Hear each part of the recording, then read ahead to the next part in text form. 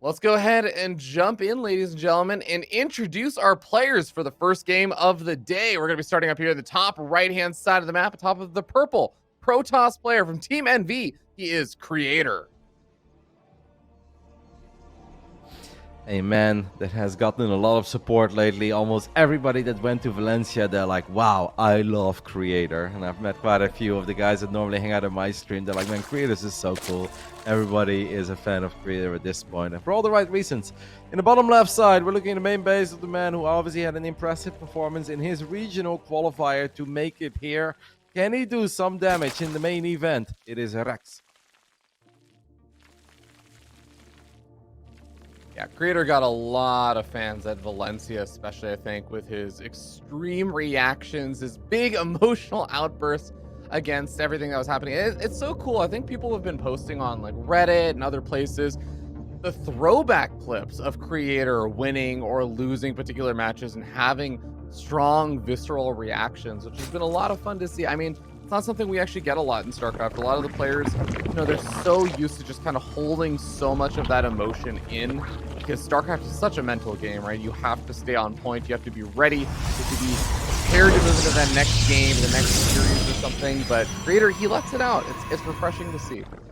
Yeah, it's awesome. It's hard not to stand there and be a little inspired and also feel like, man, I'm getting more passionate just by standing next to Creator when he's screaming and he's stomping his feet on the ground and he's already celebrating. Kind of gave me some vibes of a long time ago when Hawk had a grand finals against Moon in a DreamHack, and in game 5 there was a 12 pool. Hawk scouted it immediately. There was a lot of RNG involved back then, and at that point, or the 6 pool rather, the 6 pool was so committed that Hawk basically just started celebrating. The moment he scouted it immediately, he got the cannon up, and he already knew. He's like, this one is mine. And Creator does that too in some of these games, even if he's still playing.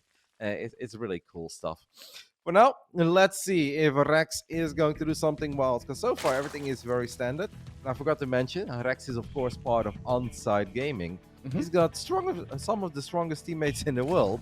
Of course, Maru is on the team, but Neep is legitimately an animal too. I know you're always in Neep fanboy, Robbie, 24/7.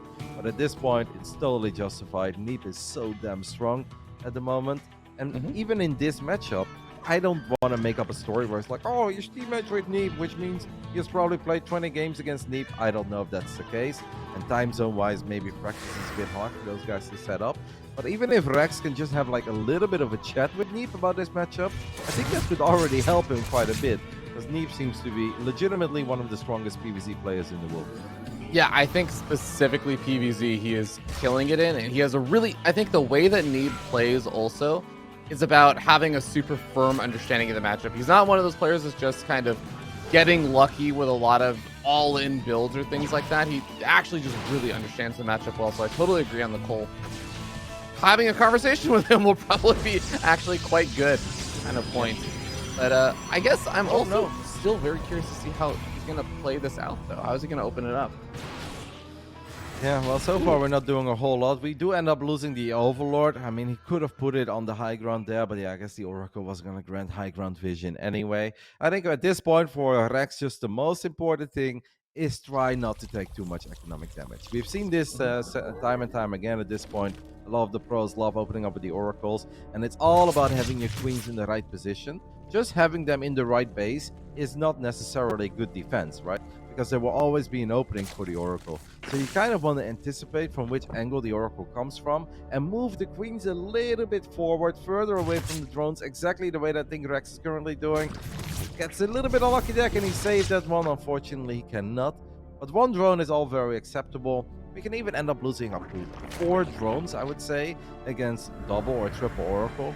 Try to keep it below 5. I think that's going to be very important for the man here. That is definitely the underdog coming into this festival. Yeah, and I like the little moves that Rex has been doing here. He's been pushing back these Oracles, like you said, only losing that single drone. He's been poking on the other side of the map with the Lings. He's been delaying the Spores as much as possible, so only now is he actually up to a Spore at each base and kind of relying on the Queens, plus just zoning out those Oracles like you were talking about. Creator's just going to try and look for whatever damage he can find, which happens to just be some creep tumors. He's not going to take too much damage on these Oracles outside of shields. But you can see that these Oracles kind of have been pushed back. They haven't been able to find a ton of damage so far. Okay. It's gonna start. We're gonna start seeing some of the transition points, and you know, pretty typical transitions here for Rex. He's going for the melee upgrades, getting up the Baneling Nest, getting up his lair, but looking to go into a pretty normal ZVP mid game. Yeah, the Baneling Nest is pretty early though, right? All things considered. But he's making a lot of drones, and he's kind of going from links to drones, back into drones, back into links, like he's doing it once more. He's got a decent amount of links. He could definitely morph maybe a couple of them into Banelings, but all of that is a big investment. So if you make a few Banelings, you really need to get something done. This Oracle is going to take a lot of damage. The Queen, no! What? No, he shouldn't have moved the Queens, or he should have moved the Queens a little bit towards the left. Then he would have absolutely killed that Oracle. Does find these two Adepts. And I mean, if you're a creator right now, you gotta be a little bit scared, right? That's so many links. Loses an Oracle too. This is actually, there's a lot of potential right now for Rex. I would have loved to see him maybe morph a couple of Banelings and see if he can create some chaos. That shield battery is gonna keep the Stalkers safe. But that was actually a very strong minute for Rex. It's a real shame that he didn't kill the other Oracle. Because imagine if he kills 2 out of 3 Oracles. That'd be massive. Yeah, I think then he suddenly doesn't have to worry about things like this. With 2 Oracles, can dive in, start one-shotting these workers. 6 workers going down. 7th one gonna actually be target fired down as well. That is some great damage there that these Oracles have been sorely lacking and missing for quite a bit of time. Especially since you were saying this before, there were a lot of lings made earlier on, so Rex's worker count is not looking super great anymore. He's down to 61 workers with 3 more in production, but he needs to do something with these lings. The question is, can he do anything with this many Stalkers out on the map with Blink about to finish up? At least we can get a cancel on this Nexus, but that's pretty much all we're going to get here. Can't really take the fight against the Stalkers, because the Stalkers they can blink away. There was obviously a force field reducing some of the surface area, and there was a shield battery nearby. I mean, Blink wasn't ready immediately, but I don't think that would have been a great fight for the Link. So I kind of like the guaranteed cancel. Take it from there, but I'm still kind of sad about that one Oracle in the main base, because that was 100% supposed to go down. If he would have just moved the Queens to the left, he would have been able to get a few more shots off. That's truly unfortunate, because if he kills that one, then he doesn't end up losing those 7 drones either. I think there is slightly more potential with all the Links than Banes, especially because Creator already used Rico on those 2 Adepts, right? That were caught in the middle of nowhere. Stalkers here, kind of risky. We can blink, and is it good enough? Yes, he's gonna get in range of the cannon at least. Still a lot of surface area for these Links to work with, and the Links do have +1 melee. I mean, I don't hate what Rex is showing us, but Rex does need to find a little W somewhere soon, right? Yeah, that's kind of where I'm at, where I feel like Rex has been staying on relatively okay footing outside of some of the earlier portions of the game. And I feel like if, like you said, the other Oracle had gone down, he hadn't lost the workers, I'd actually feel like pretty decent about how this game has been going for Rex. Like, he's the underdog, feels like he's been able to keep up with everything, but it does feel like he kind of needs to make something happen. And, well, he's going to try and go for some link surrounds on these Stalkers, but good micro back there from Creator. He's not really losing a whole lot. And, well, Creator's already starting to get up charge. He's getting up his Archons. He's getting ready for his kind of next transitions for this sort of Blink Stalker style. And he's also taking more bases over here. I feel like what's kind of the next step here for Rex? Is he's starting to flood out some roaches now? Yeah, we can definitely always get a great fight with Ling, Roach, Ravager, Bane. Don't forget that we do have +2 melee. That's quite good. I gotta say, I love the offensive Stalker positioning by Creator. Sometimes you're like, oh, is that too much? But it's never quite enough, because he's always protecting them with the Oracles. Rex is gonna get another cancel this time around on the 5th base, so that's good. I do feel like kind of at this point, Rex needs to hope that Creator maybe overcommits to a move out, makes a mistake. We're setting up a flank. That could be kind of cool. Rico gets used immediately. We do grab 2 or 3 Stalkers in the end. I mean, Rex definitely playing an alright game here. He is down 7 workers. And that means we really need to put that +2 melee to good use, right? We can one-shot workers. This is kind of it. This is really where Rex needs to find some success. Because if you just let Creator max out, his army is going to be better than the army of Rex. Well, Baneling run by getting ready with +2 melee. They're going to start one-shotting some of those workers. It does seem like Creator's actually pulling back because he really wants to establish that new base. And if there's something I do have to give Rex a lot of credit for, it's the fact that he has a ton of creep spread. So he does have a lot of time to actually react to things. He's going to go for the surround on these Archons. I think this actually might be every Archon out on the map, or almost every Archon on the map. Big. So he's going to be a lot more effective. They're going to go for a straight run by while the Banelings also try rolling into one of those bases. Gonna find a few probes over here, but the Lings on the right-hand side do get cleaned up. Find the Archon, though, at least. Yep, a couple of Banelings still there. One Baneling is all it takes to blow up potentially all the pros, but he does not quite get close enough. Man, that was so unfortunate with all the Lings on the right side. As the War Prison does get pushed back, these Zealots, they will fall against the Queens and the Lings. If he would have fought immediately with all those Lings and +2, I'm convinced he would have won that fight. And it would have been big, right? Because there's a couple of sentries going down, the Immortal goes down, the Archon goes down. The Zealots in the mix definitely made things a bit more complicated. But it would have been a great fight for the Lynx. He kind of ran through the army, took a few more shots, only then turned around and started fighting. But there is still some hope for Rex, as long as it's pedal to the metal, and we gotta go, go, go. Because with the first two carriers almost out, it's obviously not gonna get any easier from here on out. It kind of feels that the doors are open, right? There is definitely potential for Rex to potentially find a lot of damage. Archon count got reset. So there's the other two Archons that are left over. Baneling's actually going to end up going off mostly on the Archon. They're trying to find the mineral line, not able to find it. And as all of these roaches get cleaned up, most of the Lings are gone on the bottom right-hand side. They're going for a base. Yep, and once more, the doors are kind of open there. That static defense did go down very quickly. This is kind of it for Rex. It truly is now or never, and it's starting to look like never as creators still up. Okay, we do find a few more workers. That's obviously lovely stuff.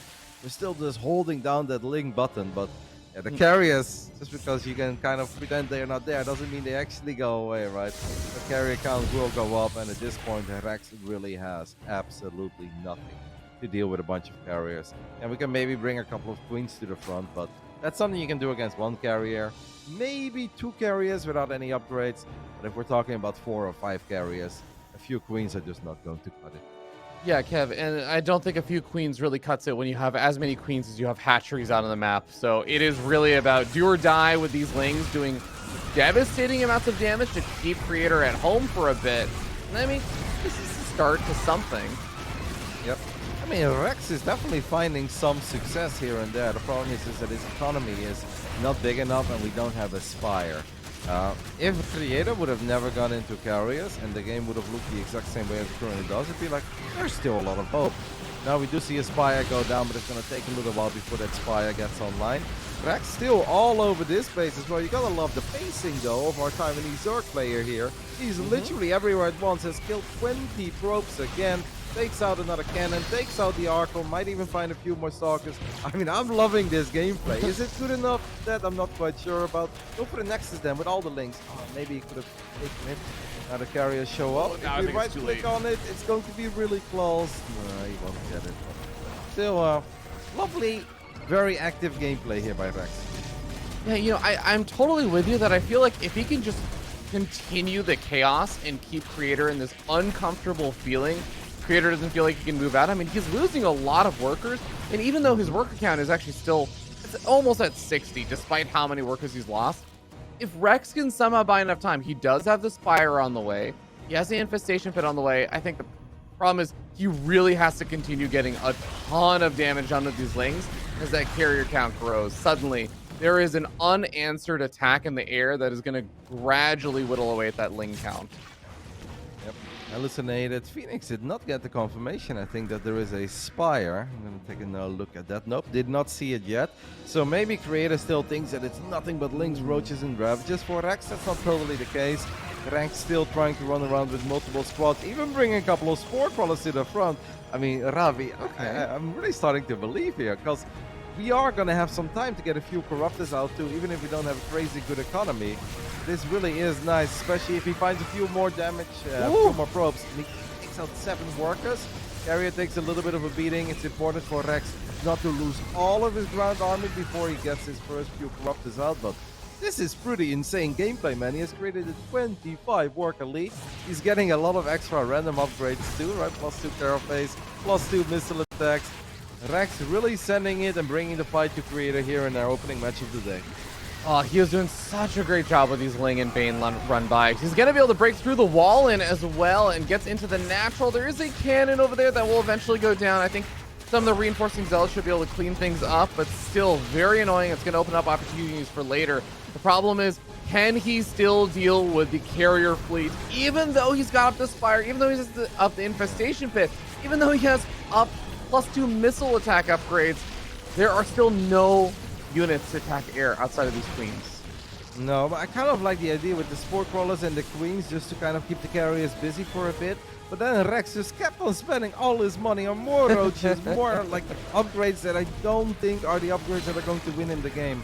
Imagine if we didn't make the final set of 10 roaches, no +2 carapace, no +2 missiles, but we would have just had 10, 11, 12 corruptors now. You right-click those on the carriers, there could have been some hope. Now I'm afraid that in the end, despite all the good efforts, it's still going to be Creator that will take the 1-0 lead here. Rex, relentless with his Ling run-bys, is going to try to find a bit more success. Yeah, we are just not going to take care of all these carriers, do we? Yeah, and I like the fact that even if he is in a very, very down and out position at this point, unless these infestors can make magic happen, but I don't think they have neural parasite or anything, so it's just going to be really fungal growth, I guess. Yeah, this is not going to be enough. Creator takes the first game, but goddamn, Roddy, does he have to start working for it toward the end of it? Yeah, 79 probes went down on the side of Creator. 79. 12 cannons went down as well, 3 batteries. Honestly, I think Creator was at one point was like, what is happening? How do you have so much? Why do you keep finding damage? And like, at one point, no matter how many games with StarCraft you play, you actually get nervous, even when you know that the beginning was probably quite good for you. The beginning of the mid game was quite all right. At one point, you're like, okay, now I'm actually losing a lot of probes. And especially when you keep on losing your static defenses, you start getting concerned where you're like, I've got carriers, but this could be one of these moments where all of a sudden 14 corruptors show up. And if those right-click on my carriers before any of the interceptors are out, I'm in serious trouble here. And I kind of wish that maybe Rex thought it was only going to be like 3 carriers. And after that, Creator would focus a lot more on Archons, Immortals, and eventually Storm or something among those lines. Because otherwise, I don't understand why we would build the Spire, but then still spend all of our money on these ground upgrades. Right? He ended the game with 2-2-2, all on lair tech. I think that's a little bit excessive. I think that was not totally necessary, but still a fun game. And sometimes we go into a series like this, we just hope it's going to be close. We hope we see some fireworks. I honestly think Rex can be pretty proud of that performance, even if he didn't get the W. Yeah, I'm super looking forward to seeing how Rex is going to be playing. Actually, I guess I'm very curious to see how Creator is going to be handling Rex in game number 2, because the reality is that Creator was again coming into this game and into this series as a bit of a favorite, and it really feels like Rex was able to seize momentum there. He was able to make Creator feel uncomfortable. I think that's like the beginning of what Rex has to be able to do here. So now moving into game number 2, with how many of those Ling run-bys are causing problems, how much damage Rex is able to repeatedly get done, it kind of makes you wonder, is Creator going to be a little bit off his game for moving into game number 2? Is he going to be able to handle all of those repeated Ling run-bys? Is he going to be a little bit too defensive after that first game? These are the questions that I'm asking myself right now. I actually think it's going to be the opposite. I think Creator is going to be like low-key a bit pissed that he struggled as much as he did in that game and that he was kind of on the receiving end of receiving a lot of punches. And maybe he wasn't as worried as perhaps we thought he would be. But it's never nice to lose over 50 probes in like a 12, 13-minute game. So I actually think it's going to be the complete opposite. I think Creator is going to go for something a little more aggressive, and he's going to be like, all right, this time around, it's my turn, and I'm going to be the one that's going to try to pick off 50 workers. So here we go. Round 2, Cosmic Sapphire, the man that we are talking about. Following his probe, he's of course in the bottom right side. Korean Protoss player, Team NV's Creator.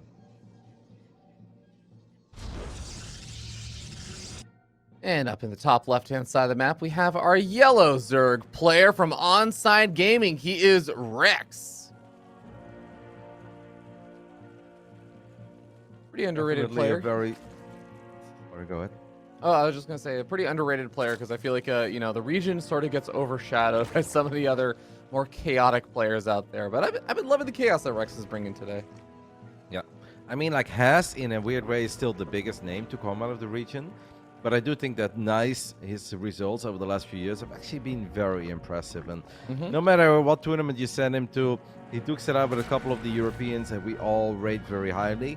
Rex is almost as good as them, right? Like, of course, he's not top 3 or top 4 in Europe.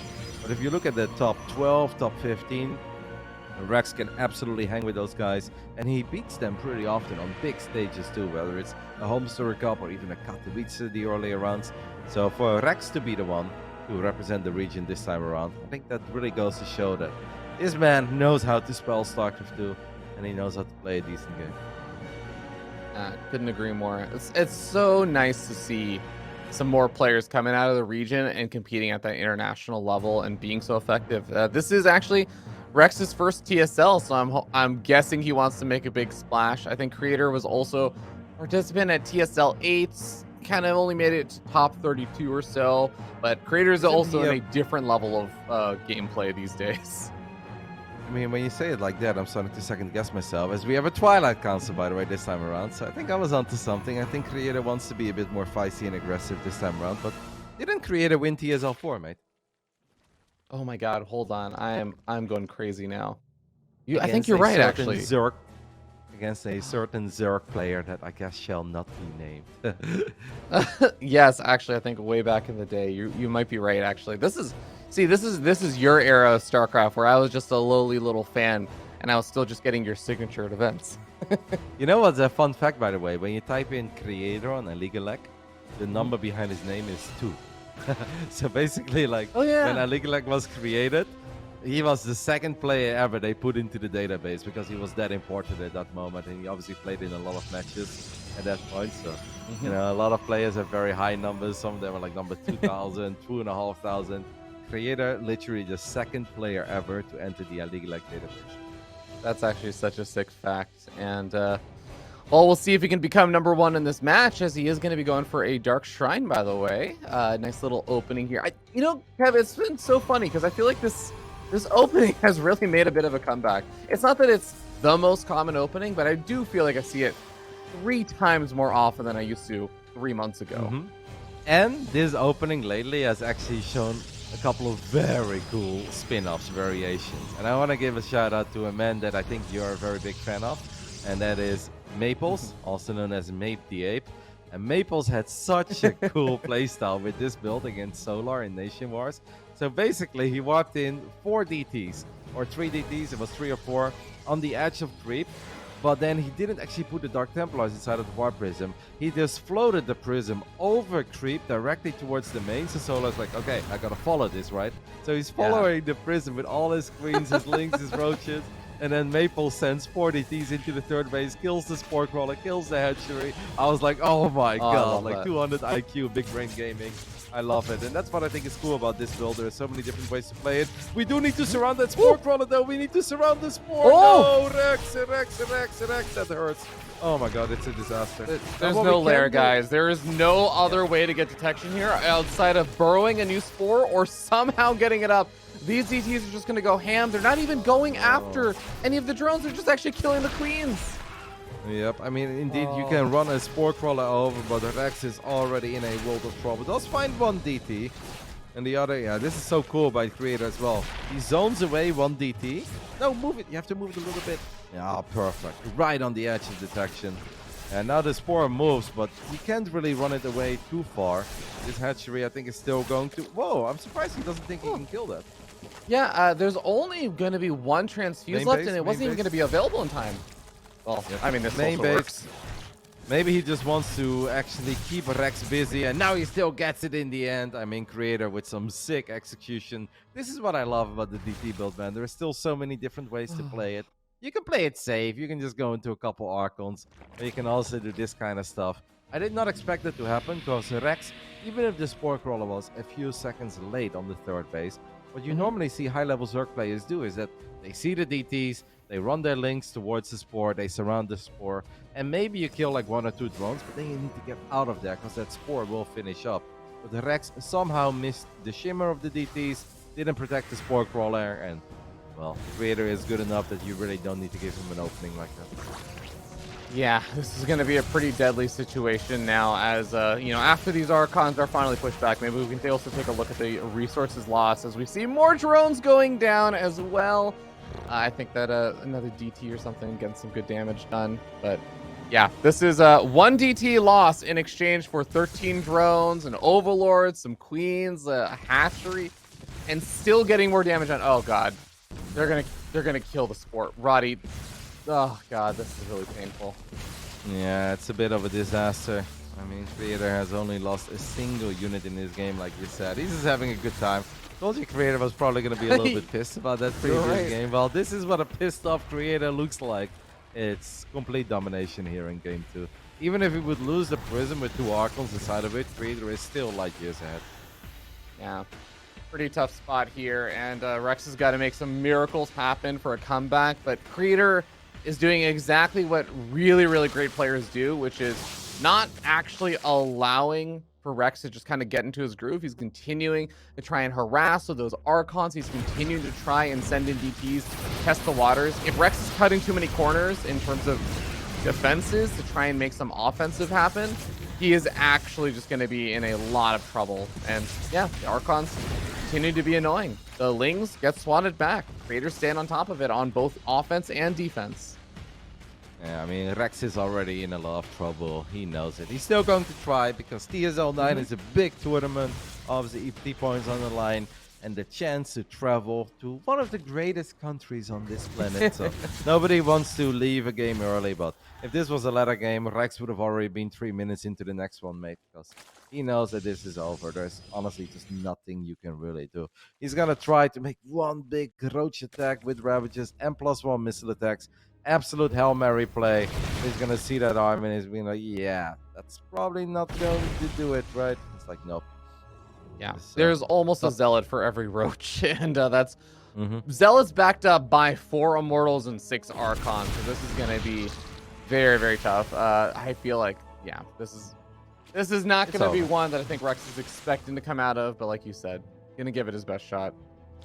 Yep, you never know. Sometimes your opponents do move command, but at this point, Rex knows there is nothing that he could really do to still win this game. But maybe Creator does something incredibly silly, incredibly reckless, and then there is still that 0.01% chance.